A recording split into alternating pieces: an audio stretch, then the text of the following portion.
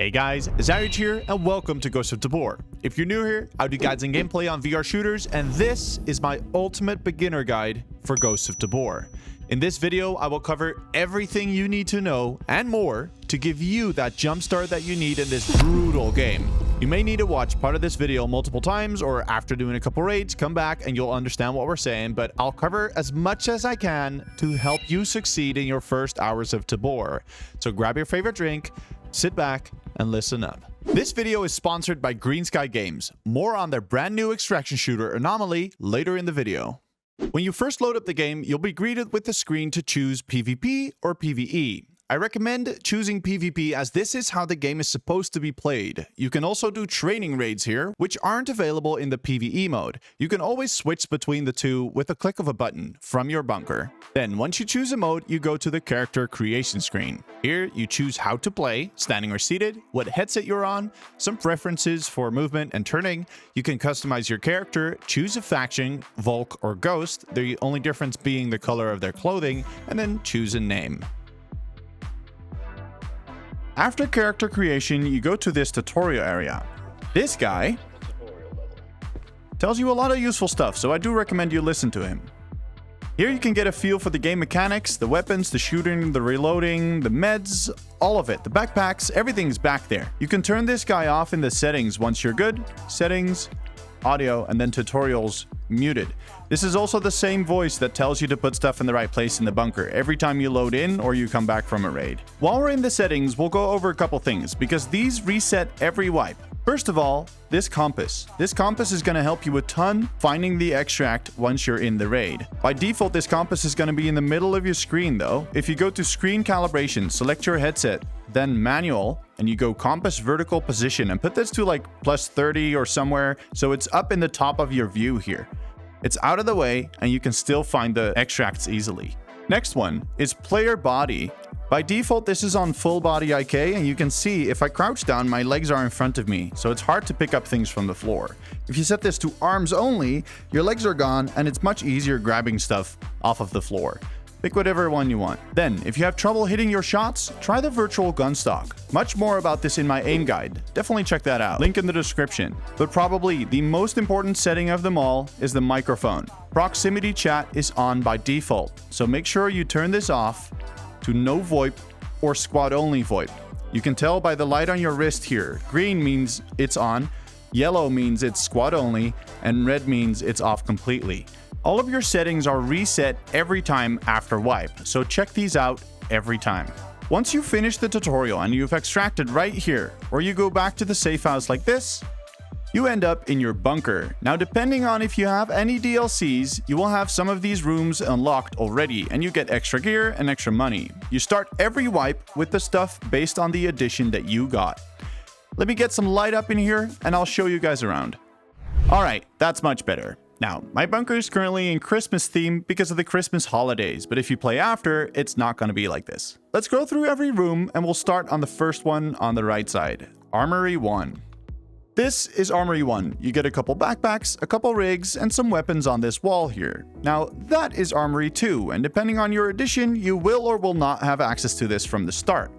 In Armory 2, you have much more backpack slots, some lockers for armor and helmets, another gun wall, much bigger this time, a mannequin, but most importantly, the ammo loader.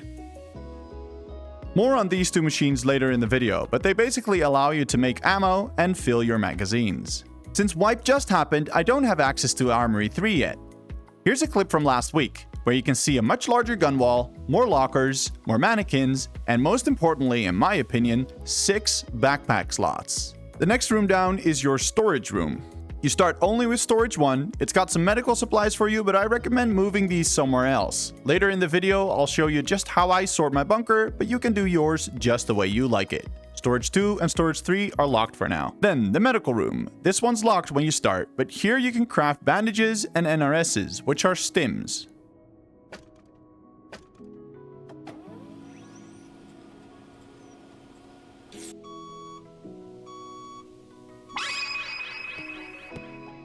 The next room down is the maintenance room.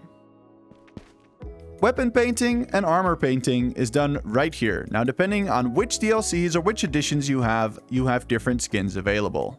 Next up is the kitchen. Now here you can store your food and water, but again, I actually recommend moving this somewhere else, and I'll show you in a second. The kitchen is also one of two places where you can fill your bottles. And if you would like a cup of coffee, that's made right here, but there's no added benefit. Next up is the trade room. Now this is a room where you will spend a lot of time.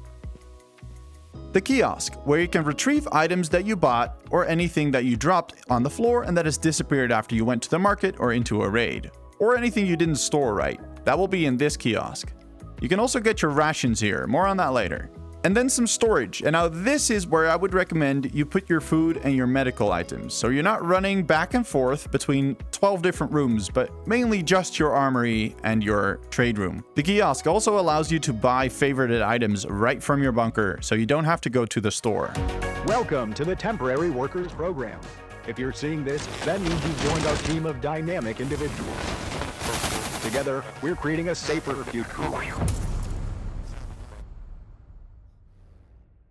Big thanks to Green Sky Games for sponsoring this video. They're the studio behind Swarm 1 and 2, which I had a blast playing. Now they're back with something completely different, Anomaly. Anomaly is a high-stakes extraction shooter that combines the intense gameplay of Escape from Tarkov with the epic PvE thrills of Hunt Showdown. You're dropped into the exclusion zone where you'll face machine monsters, rival squads, and fight for the ultimate prize, the artifact. With completable tasks and cool sci-fi mechanics like gravity grenades, every run is a fast-paced adventure. Whether you go in solo or squad up with friends, Anomaly delivers the perfect balance of intense combat, strategy, and fun. Sounds good? Anomaly is out now in early access on the MetaQuest store for just $9. Grab it through the link in the description and don't miss out on the fun. Thanks again for Green Sky Games for supporting the channel. Let's get back to the bunker.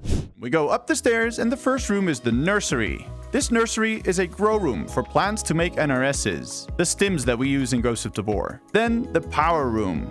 This is where you find your generator you need to make power and light up your bunker. Quick little tip, you can just put these upside down on your generator and it will fill it up, so you don't have to hold it. The next room is the shooting range. Here, you can test out your weapons, or just do it anywhere else in your bunker. Up to you. Next room down is the intel room. Depending on your edition, this will be locked or open. This will give you passive income as long as your generator is on. A couple GPUs and it pays for the gas.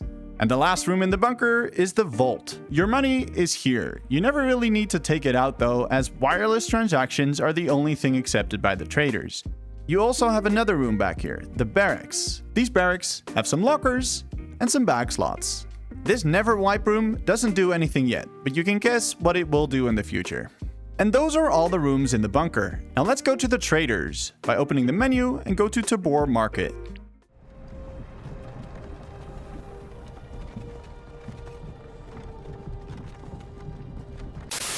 This area is the Tabor Market, and we'll go through every trader and what they sell. The hospital, they sell drinks and medical supplies. This is Shiro, he sells ammo crafting supplies. And this is Minty, he sells anything equipment related. Helmets, backpacks, rigs, modules, all of that stuff. This is the Merchant of Death, he sells you anything from your DLC content. Next up is Spectre, probably the most important trader as he sells you all of your weapons. Next to Spectre, there's these doors that you need to go through to get to the last two traders. This is Merrick. Anything with bunker upgrades, he's your guy. And here's Jiris. He sells you food and bunker supplies like gas and water for your plants. One last little tip while we're at the traders, you can favorite items here. So for example, the gas can, because you will be using a lot of gas through your playthrough, go to the checkout and then hit this star icon to favorite the item. You will notice some of the items are grayed out because you need to level up your trader first before unlocking these. Some DLCs will let you start with level 2 traders. To level up traders, you have to do missions for them. There's quest lines and repeatable tasks that you can do for traders to earn reputation, money, and items. You can have 5 quests and 5 tasks active at a time. Some quests or tasks need you to hand in found in raid items. These don't have to be active while you're in raid, just activate the quest once you have the items and hand them in and you're done. That way the space is open for a quest that is something that you need to achieve in the raid. Before we go into a raid, we need to gear up. Here's my equipment guide showing you all the helmets, helmet attachments, rigs, armor modules, backpacks, all of it you can learn right there. Link to it is in the description. As for weapons, there's pistols, SMGs, rifles, shotguns, semi-auto snipers, and bolt-action rifles. Your best bet is to go with a rifle. It's a good balance between damage, range, fire rate, and the ammo that you will be finding in the raid. Try to find one with rails so it can take attachments. You can use grips to reduce the recoil. Optics make it a lot easier to shoot, as most iron sights are very hard to be accurate with. And then lasers and flashlights, useful for point shooting, but also seeing in the dark or just in trees, even on island day. And of course, there's gun suppressors. Very useful, very expensive. There's different ammo types that you can use in your gun. The standard FMJ is the most common. Then you have Tracer. Don't actually use this as it will give away your position to other players. And Armor Piercing. This is very hard to obtain and for good reason, because this can easily shred Giga Chads with that rifle with AP. To craft ammo, you need brass and powder. Both of these go in this machine.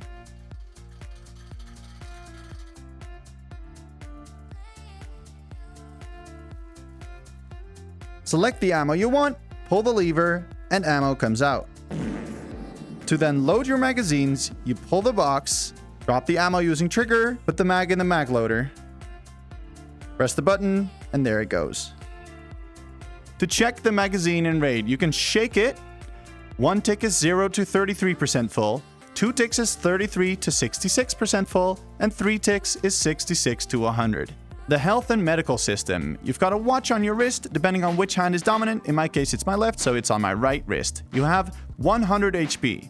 We're not going into blunt damage and penetration and armor and all that stuff. Check out the equipment guide if you want to know that, but if you start bleeding, you need to bandage yourself. Just pull the trigger while holding it next to your arm, move your hand like this, and you will bandage. If you're low HP, you can use an NRS to heal yourself. 1 NRS will heal you for 50 HP, and you need to hold this on your arm for the entire time. Don't let it go. There's also a hunger and hydration system. Some foods will give you water and some foods will dehydrate you. You can minimize some of the dehydration or water effect by using a spoon. Fruit cocktail, for example, or tangerines are one of the best foods to use, as they will give you both. As for the water, there's a correct way of drinking. Do not tip the bottle like you would in real life, as you're pouring out some of the water. Just bring it to your character and he will start drinking. This way you're using the full potential of the water bottle. There's also a stamina system, where the hospital sells energy, Jiri's sells one shot, and these actually exist in real life. They're really good. Use code ZYRAGE for 10% off your order. When you're all kitted up and ready to go into a raid, you have to choose a map. Now, map knowledge is extremely important, so go to my map knowledge guide for that, but on your first couple ones, don't worry about it too much. There's 5 maps currently in the game. First off, there's Island, the most diverse map, offering CQC and mid to long range fights. Lots of loot can be found on this map. This map features a day and a night mode. Then there's Missile Silo, a very small, dark map, close quarters, perfect for naked runs to find a couple guns and extract. There's Matka Miest, a street map with multiple hotspots attracting kitted players. Lots of Fenixes, and they are ruthless, making it difficult to run when you're not running any armor. Matka Underground, metro stations, and an old bunker. This is just like Matka Miest, very punishing if you're not running any armor, but this is underground. The Fenixes are absolute monsters there. And the newest addition to Ghosts of Tabor, the Code of Mall, a multi-story mall with loads of shops to loot, and the new Red Vault. My recommendation would be start with Island. A couple things about the maps and the raids. There's a maximum amount of people per raid and a maximum amount of time that you can be in the raid. Before this timer runs out, you must extract. Extractions open after 10 minutes and you'll hear the buzzer. Everybody loads in at the same time, so look around you for other spawns when you're in the game. If you come across enemy players, trust no one. If you get a kill, don't immediately go for the loot. They might have a friend or 2, as squads are up to a maximum of 3, so always expect 3. Once you do get to looting, be quick. Transfer their bag to yours quickly. Strip their weapons or take the whole thing and just move away from the body, since bodies attract bodies. As for the Fenixes, the Scavs of Tabor, these NPCs are no joke. Be very careful with them, especially if you're not running good armor. They will drop you and end your raid early. Since the December wipe, the Fenixes have been updated and they are very smart and very deadly. Take your time when moving through the map, and especially the areas where you know the Fenixes are. Even if you have killed the Fenixes, they will respawn after some time, so don't go running blind into an area that you cleared before. Now for the loot. What do you loot when you're in the raid? There's weapons, attachments, equipment, junk items, streamer items, special items. What do you take? I've got a couple guides on streamer items, for example, and equipment, and I will make more guides on what weapons and what attachments to take. But with the new mission system asking you to find and raid a lot of items, my recommendation would be take everything and just store it in your bunker. Ghost of Tabor has a weight system where the heavier you are, the slower you run, up to a point where you can only walk. Also, the heavier you are, the faster you will run out of stamina. Once you've gathered some loot, you want to go to the extract, marked with those radios. They are also marked on your wrist, but I think this is not very accurate, obviously, so just check the one on your HUD, on the compass on your HUD, and once you're in range of the radio, the countdown timer will start. Just wait for this to count down, and you've extracted.